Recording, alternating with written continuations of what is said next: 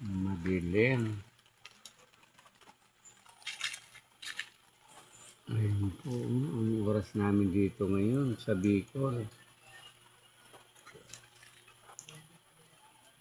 Ang dilim.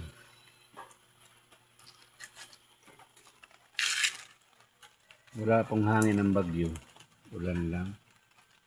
Hindi naman po ganong kalakasan. Okay lang siya. Ayan po, oh. Kanina pa yan, ulan.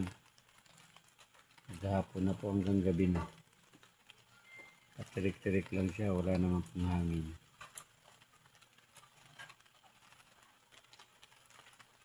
Sana matapos na.